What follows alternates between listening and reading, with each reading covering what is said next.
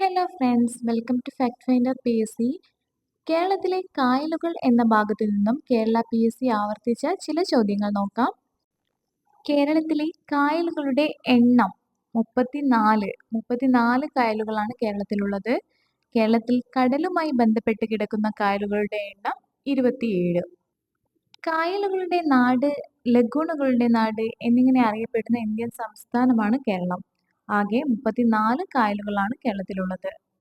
കേരളത്തിലെ ഏറ്റവും വലിയ കായൽ വേമ്പനാട് കായൽ. ഇന്ത്യയിലെ ഏറ്റവും നീളം കൂടിയ കായലും വേമ്പനാട് കായലാണ്. ഇന്ത്യയിലെ രണ്ടാമത്തെ വലിയ തണ്ണീർത്തടം വേമ്പനാട് കായൽ. വെല്ലിംഗ്ടൺ, വൈപ്പിൻ, വല്ലാർപാടം, കടമക്കുടി, പാതിരാമണൽ, പെരുമ്പളം എന്നീ ദ്വീപുകളൊക്കെ വേമ്പനാട് കായലിലാണ്.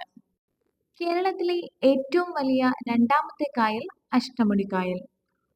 അടുത്ത ചോദ്യം, കേരളത്തിലെ ഏറ്റവും വലിയ ശുദ്ധജല തടാകം ശാസ്താംകോട്ട കായൽ.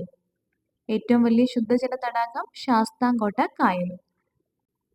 കായലുകളുടെ രാജ്ഞി എന്നറിയപ്പെടുന്ന തടാകമാണ് ശാസ്താംകോട്ട കായൽ. ഇന്ത്യൻ ഭൂപടത്തിന്റെ ആകൃതിയിലുള്ള തടാകം പൂക്കോട് തടാകം. അടുത്ത ചോദ്യം, കേരളത്തിന്റെ ഏറ്റവും വടക്കേ അറ്റത്തുള്ള കായൽ ഏതാണ്? ഉപ്പള കായൽ.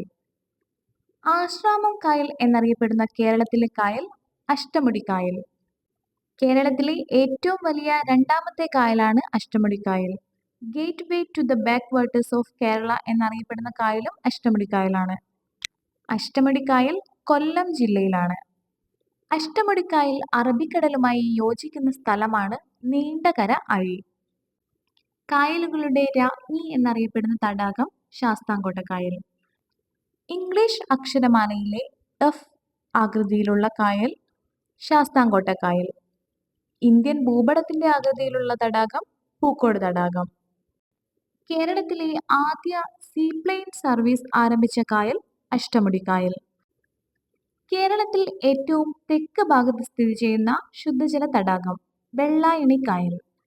കേരളത്തിലെ മനുഷ്യനിർമ്മിത ശുദ്ധജല തടാകം മാനാഞ്ചിറ തടാകം. മാനാഞ്ചിറ തടാകം കോഴിക്കോട് ജില്ലയിലാണ്.